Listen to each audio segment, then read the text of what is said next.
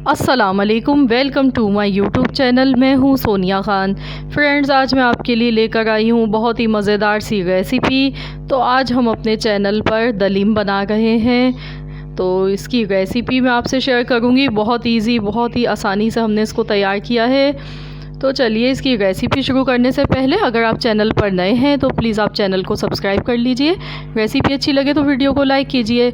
इस हलीम को बनाने के लिए मैंने गेहूं ले ली है 1 पाव। जौ का दलिया हम डाल रहे हैं यहाँ पे आधा पाव। जौ का दलिया हमने इसलिए लिया है क्योंकि साबुत जौ हम डालते हैं तो उससे छिलका मुंह में आता है, और आप दलिया इसका डाल दें तो ये बहुत ईजी गल जाता है और बहुत अच्छा लेस बनता है हलीम में। तो हमने 1 पाव गेहूं और आधा पाव जौ का दलिया लिया है। और दालें मैंने सब 2-2 चम्मच ली हैं। 2 चम्मच माश की दाल, 2 चम्मच मूंग की दाल, 2 चम्मच चने की दाल, 2 चम्मच हमने चावल लिए, 2 ही चम्मच मसूर की दाल।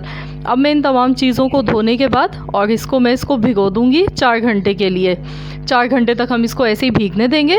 उसके बाद हम इसको बड़े से पतीले में और हम इसको चढ़ा देंगे ज़्यादा पानी के साथ। ये देखिए 4 घंटे हो गए थे, मैंने चढ़ा दिया है खुले मुंह के बर्तन में। इसको ज़्यादा पानी मैंने इसमें डाला है ताकि अच्छी तरह से सब चीज़ें गल जाएं। 2 चम्मच कुकिंग ऑयल हम डाल गए हैं। कुकिंग ऑयल से ये नीचे नहीं लगेगा हमारा हलीम। और 2 चम्मच ही मैंने इसमें हल्दी डाल दी है, 2 टीस्पून।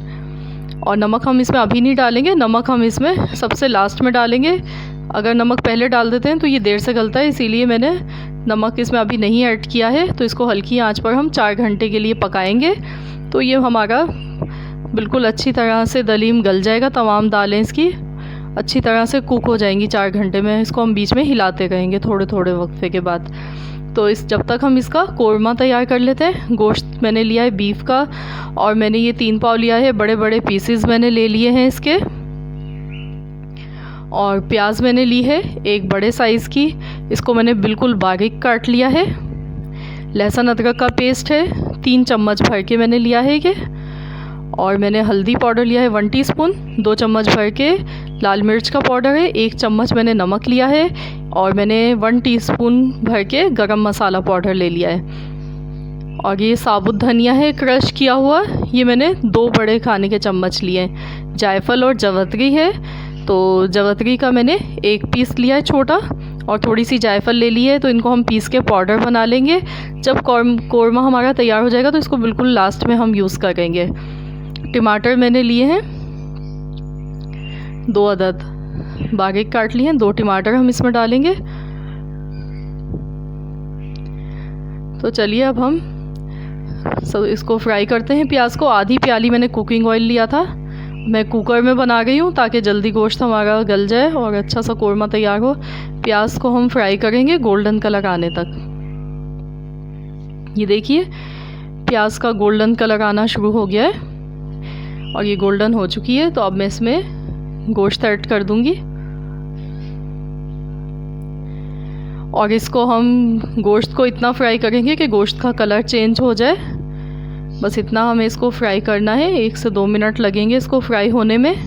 ये देखिए गोश्त हमारा फ्राई हो चुका है। और अब हम इसमें लहसुन और अदरक का पेस्ट ऐड कर देंगे। ये हमने डाल दिया लहसुन अदरक का पेस्ट। तो अब हम इसको 1 मिनट तक पकाएंगे। ये देखिए 1 मिनट हो चुका है। अब मैं इसमें खुश्क मसाले डाल दूंगी, हल्दी, लाल मिर्च पाउडर, गरम मसाला पाउडर, नमक, और साथ में टमाटर भी हम इसमें ऐड कर देंगे। और साबुत धनिया क्रश किया हुआ ये भी हमने डाल दिया है। तो अब हम मसालों को थोड़ी सी देर पकाएंगे ताकि मसालों का जो भी कच्चापन है वो ख़त्म हो जाए। बस थोड़ा ही इसको पकाना है, बहुत ज़्यादा नहीं कुक कीजिएगा।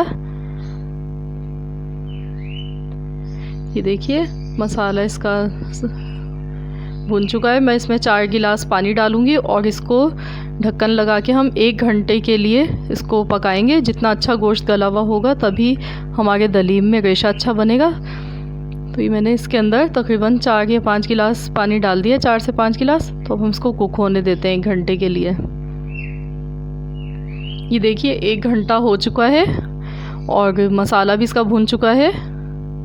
तो मैंने इसके कुकर में गलाया, इसलिए ये 1 घंटे में गला है। अगर आप विदाउट कुकर के इसको गलाएंगे तो आपको 3 से 4 घंटे लगेंगे इसको गलाने में। और देखिए कितना अच्छा गोश्त गला है, चम्मच से टूट रहा है ये। तो हमें बहुत अच्छा गला हुआ ही गोश्त चाहिए, तभी हमारे दलीम में रेशा बहुत अच्छा बनेगा।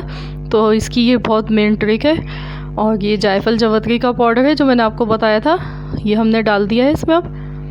तो अब हम इसको फ्लेम इसका बंद कर देंगे और इसको हम घोट लेते हैं अच्छी तरह से।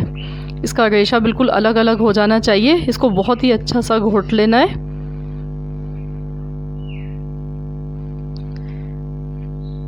ये देखिए इसको हमने अच्छा सा घोट लिया है। और अब हम देखते हैं हमारी दालें वगैरह ये सब चीज़ें, देखिए ये भी गल चुकी हैं। तो अब मैं इसमें ये कोरमा ऐड कर दूंगी। इनको गलते हुए 4 घंटे हो चुके हैं। अब हम इसमें कोरमा ऐड कर देंगे।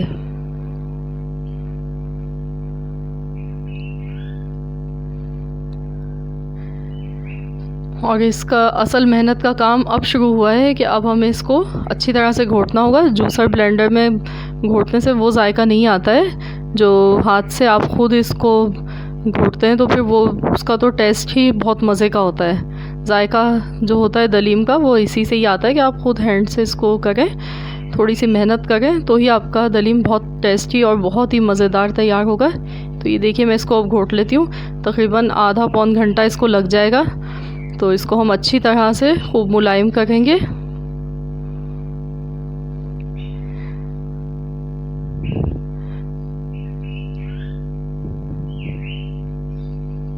ये देखिए हमने इसको अच्छी तरह से घोट लिया है और दलीम हमारी तैयार हो चुकी है और गाढ़ी भी हो चुकी है।